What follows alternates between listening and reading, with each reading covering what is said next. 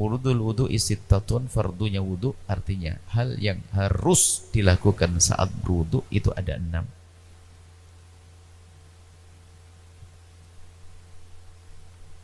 Pertama, niyatut taharati bil qulub. Niyatut taharati, niat bersuci. Lissolati, untuk melakukan salat. Bil qalbi, dengan hatinya. Jadi niat wudu itu pada dasarnya dengan hati. Adapun mengucapkan niat dengan lisan itu dianggap sebagai sesuatu yang sunnah karena memudahkan kita untuk khusyuk. Jadi kalau sudah lisan berucap itu akan didengar oleh telinga dan akan dihantarkan ke hati, lalu akan hadirlah kekhusyuan niat. Coba saja hatinya niat wudhu, lisannya ngomong, aku mau beli roti, ya nggak ketemu. Maka di saat hatinya mengucap, di lisannya mengucapkan nawaitul wudu'a, aku niat berwudu, maka itu memudahkan hati kita untuk berniat, dan niat memang ada di dalam hati.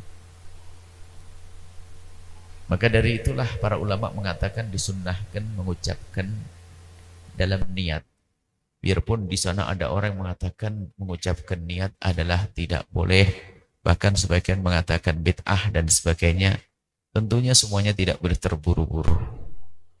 Apa salahnya mengucapkan nawaitul wudu'a yang artinya untuk membimbing telinga kita dan hati kita untuk bisa khusyuk di dalam niat wudu, agar kita sadar bahwa yang kita lakukan adalah wudu bil qalbi. Au ghairiha, atau untuk selain sholat. Bisa saja orang niat wudu bukan untuk sholat saja. Seperti ingin misalnya memegang Al-Quran, sah.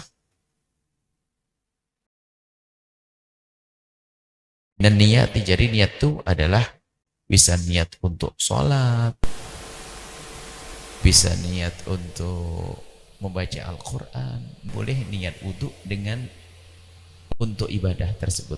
Aku niat wudu untuk tawaf dan seterusnya. Kemudian niat al-mujzi'ah, tentunya minan niyati al-mujzi'ati adalah dengan niat-niat yang memang menjadikan wudu kita itu sah. Jadi niat di dalam hati, niat wudu. Ada niat yang enggak sah, yang enggak beneran, atau tidak meyakini kalau dia itu berhadat, atau enggak benar, enggak serius wudu. Wudunya harus niat yang serius, aku niat wudu karena Allah. Inda ghuslil wajhi, waktu membasuh wajah kita. Jadi niat itu terjadi di saat kita membasuh wajah. Jadi awal kita membasuh wajah, kita niat. Sudah jelas niat adalah mudah. Adapun membasuh wajah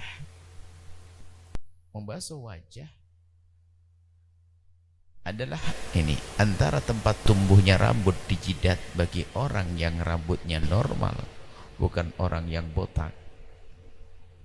Kalau botak ya dikembalikan kepada orang normal.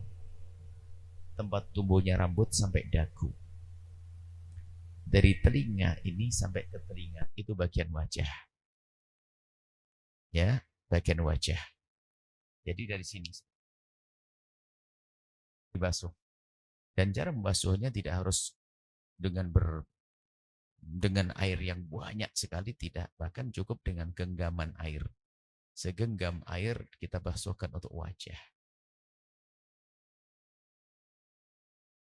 Ini segenggam air, nanti kita bisa praktekkan di akhir setelah tanya jawab. Wudhu itu bisa saja dengan segelas air, tidak harus pakai air yang banyak. Bisa dengan segelas air, ya. Kemudian setelah basuh wajah, boleh praktek nanti, yang penting difahami dulu. Setelah niat waktu membasuh wajah, jadi niatnya dibarengkan di saat membasuh wajah. Ghuslil wajhi jami'i, membasuh wajah semuanya. Gak boleh ada yang ditinggal. Hidungnya termasuk bagian daripada wajah. Semua. Dalam dugaannya air sudah merata. Air harus mengenang di tangan baru kita basuhkan di wajah. Kalau air tidak mengenang di tangan tidak sah karena itu namanya mengusap. Mimana biti sya'ri ra'si, dari tempatnya tumbuh rambut kepala sampai ila dzaqani, sampai dagu depan ini.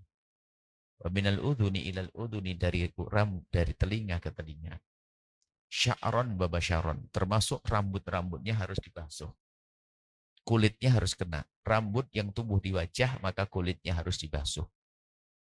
Sampai airnya harus sampai ke wilayah kulit. Kecuali orang laki-laki yang jenggotnya tebal. Kalau laki-laki jenggotnya tebal, maka yang wajib dibasuh hanya bagian luar saja. Bagian dalamnya tidak. Hanya bagian luar saja dibasuh. Kecuali perempuan yang jenggotnya tebal, maka wajib dibasuh sampai dalam. Kalau ada misalnya. Pertama ya kasihan ya, sudah jenggoten ternyata harus basuhnya sampai tebal. Dan jarang kalau ada 1-2. Baik, kemudian nabatini lihatir rajuli, kalau jenggotnya laki-laki yang dalam enggak. Lah jenggot tebal tuh gimana sih ukurannya? Jenggot tebal tuh ukurannya adalah jika kita ngobrol di majelis tahotub itu, kalau tempat ngobrol itu berapa sih? 1,5 meter. Kita ngobrol begini. Kalau tidak ada sela-selanya yang kelihatan berarti itu tebal. Kalau masih ada rongga-rongganya, ada kulit-kulitnya di balik bulu-bulu, di balik rambut-rambutnya, maka itu masih sedikit dan harus dibasuh nanti kalau wudhu sampai dalam-dalamnya. Wa aridaihi, dan ini arid itu adalah rambut yang tumbuh antara telinga dengan pipi ini. Ya terus. Kalau bos bahasa Jawanya godek. Nih, ini wajib dibasuh karena ini bagian wajah. Ada tumbuh rambut di sini wajib dibasuh. Ini wajib dibasuh. Kemudian at-thalits, yang ketiga, ghuslul yadaini, membasuh kedua tangan. Dari ujung jemari sampai telapak. Ujung jemari sampai telapak. Ujung jemari sampai siku, mohon maaf.